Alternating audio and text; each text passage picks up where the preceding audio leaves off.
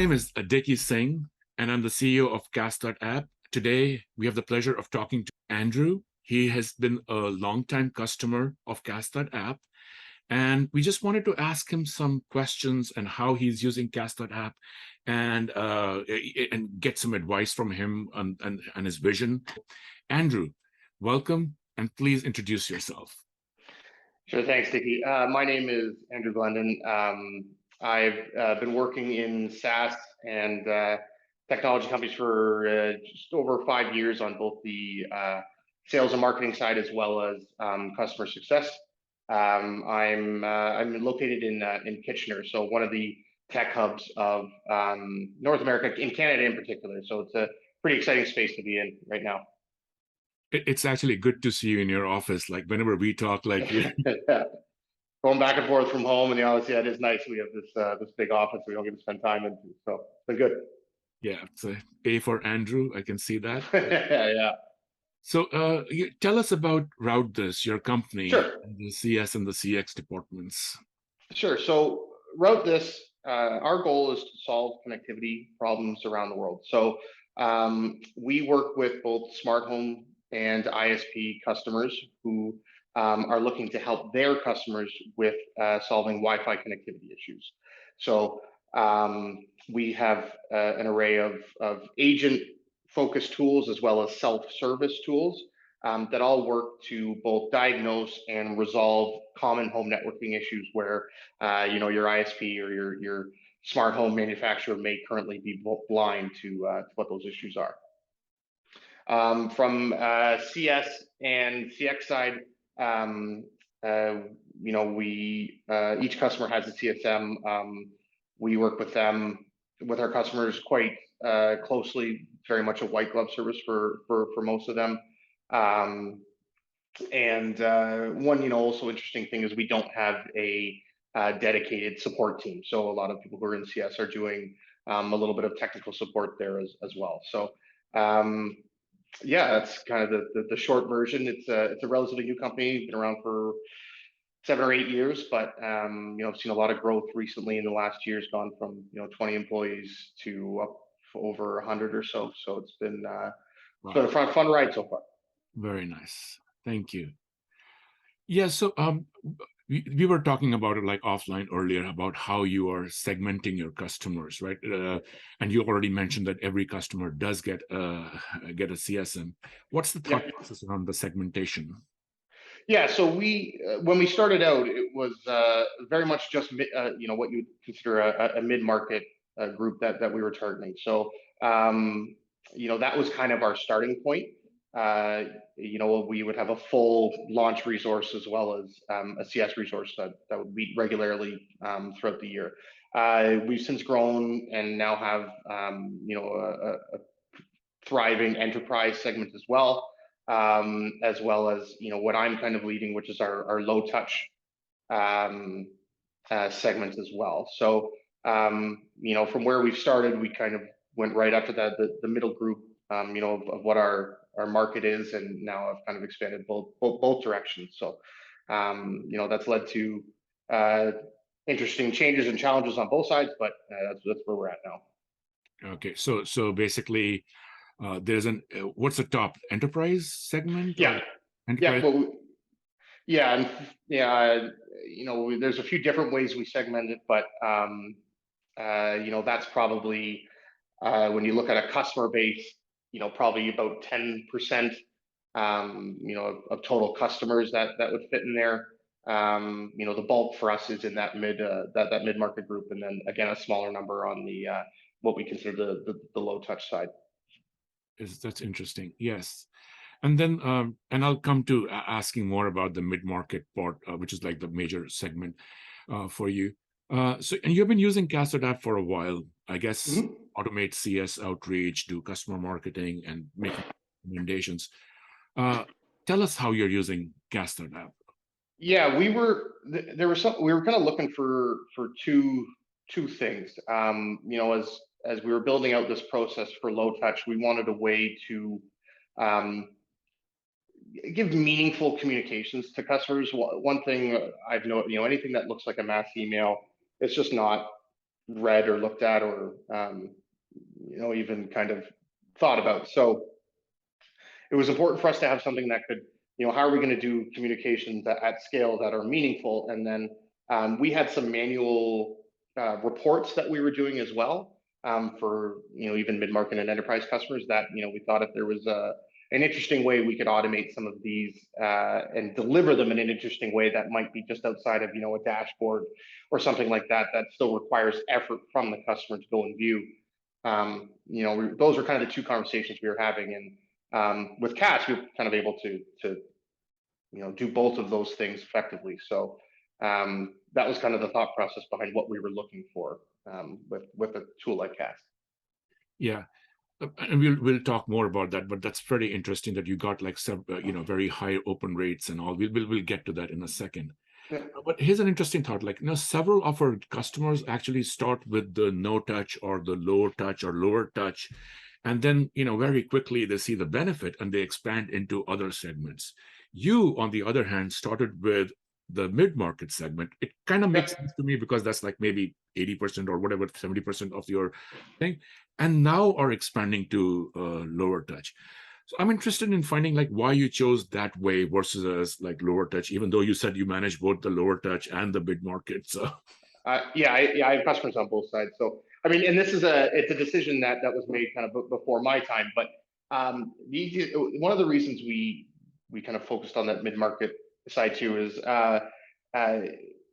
with the tool that we have, adoption is, which I'm sure for a lot of people is kind of the single most important thing. And we work with a segment in call center agents, things like that, where change management is a big it's a huge challenge where you're needing to interrupt people's regular routines, something they're doing regularly, and have them do something new. So from that side, we needed a higher touch onboarding experience, and that naturally kind of transitioned into customers kind of expecting that going forward. So that was kind of where the start was. And then what we found was, once, especially some customers that have been with us for a long time, once we were up and running and kind of hit those milestones we needed to, that we could actually take a step back.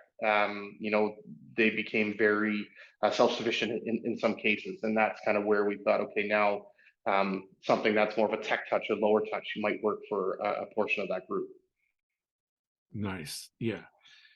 So let's go a little bit deeper into your program. Like, so you talked about CAS, but let's talk about like your program a little bit. Sure.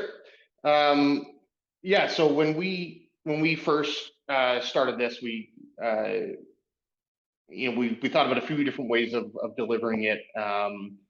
And one of the concerns I had was making sure that when we were sending these out, as an email, that we were able to personalize it and make it obvious that it was something that was not just a mass communication in the sense where there's no uniqueness to that communication.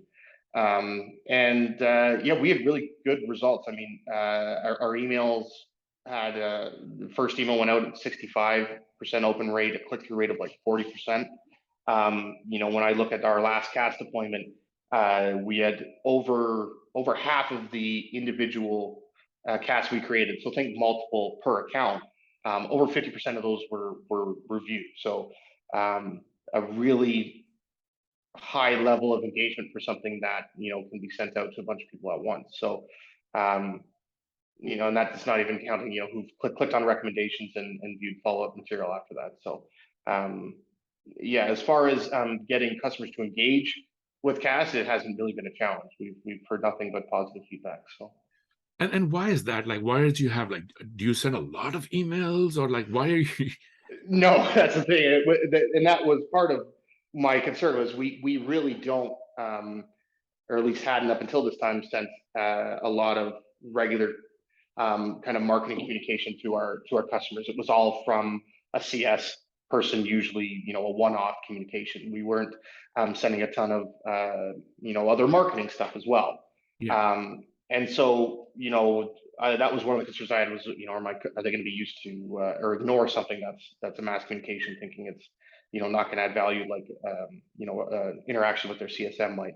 And that wasn't really what I've seen so far, nor what I've heard from customers, both from those where we're using this as more of a primary means of contact, where this is the main thing they're going to see from us, or those where we're using it as a supplement, for our higher touch customers, where this is just another way we can remind them of what we're looking to get them to achieve, essentially.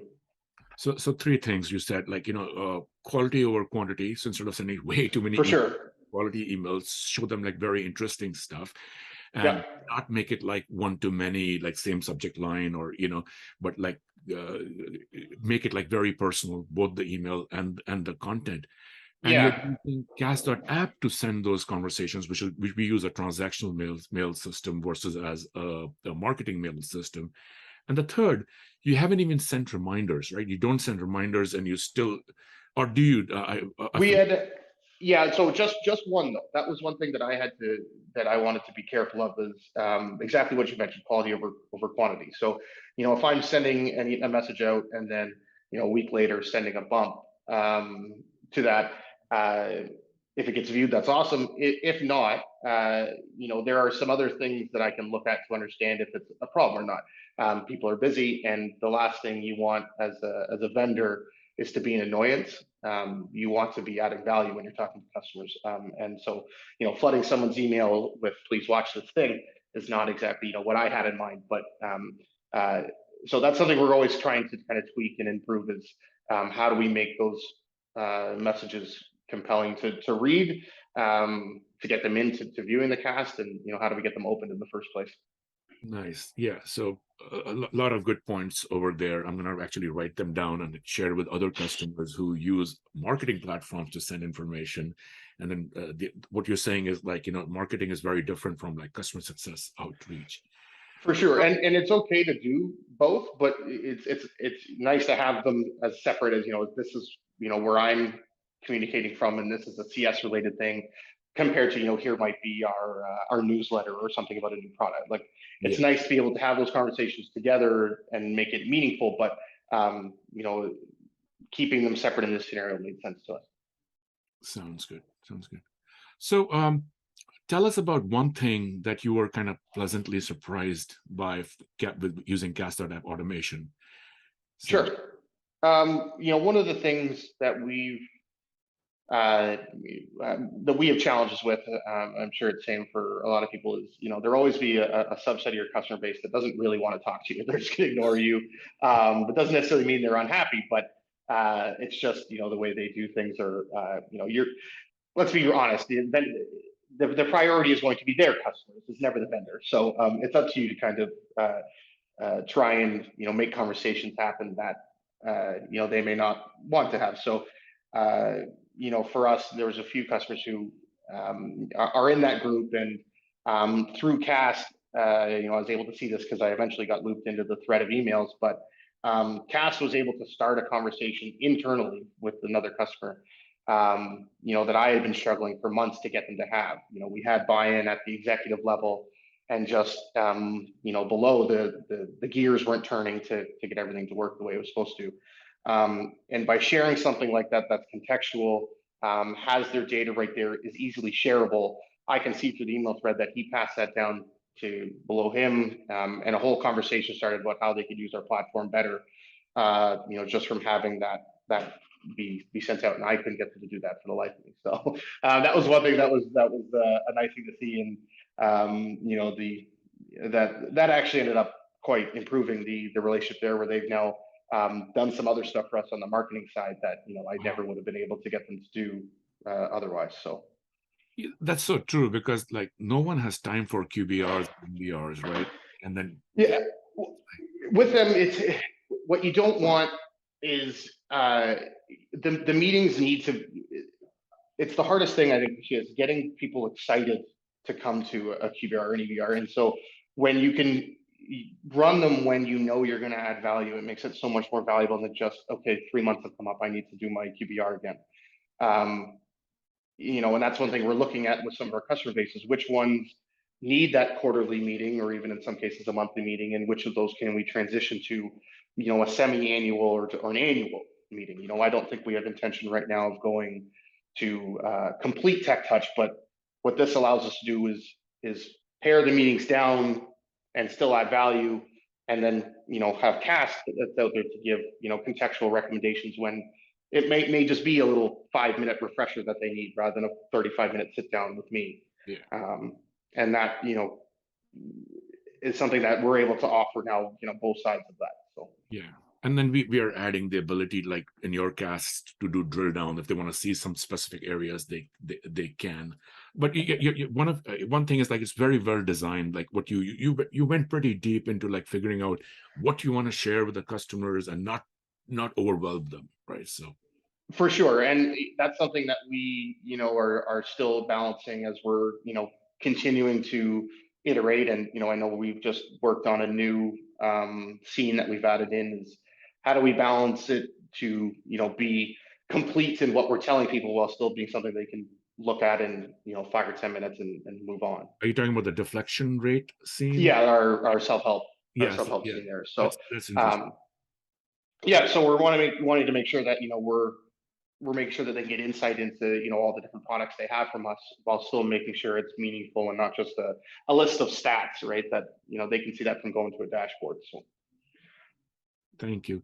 And there's, like, one last question I always ask, like, we are always trying to improve Castr App, right? So, and then we always ask, like, give us your feedback constantly, right? yeah. You have given us a lot of feedback, but I'm going to ask you one more time.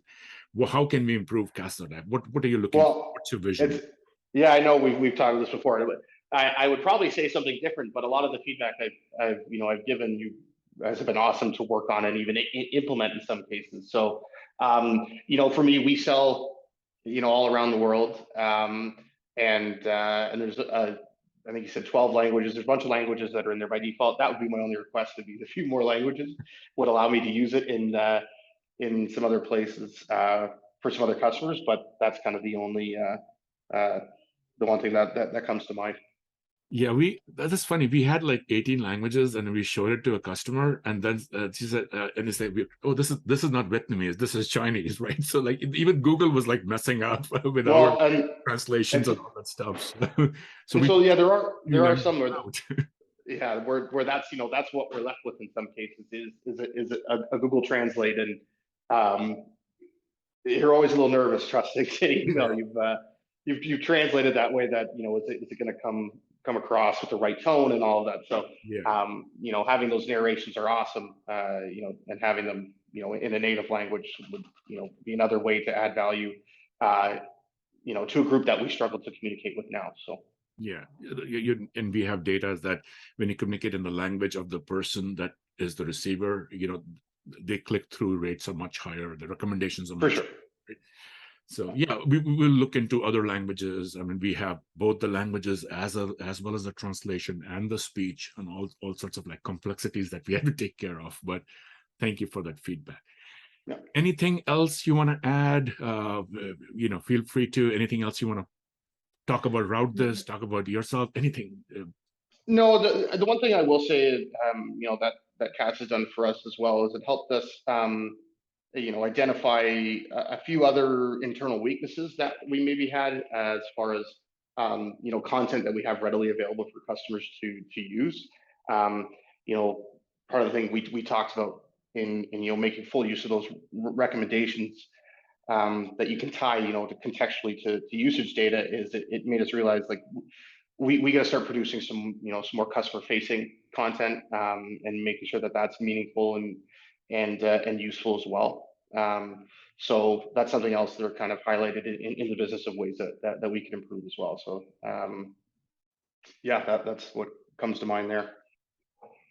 Thank you so much, Andrew. Just text me your address. I'm going to send you something, and thank you for doing this. And I really appreciate that. No problem.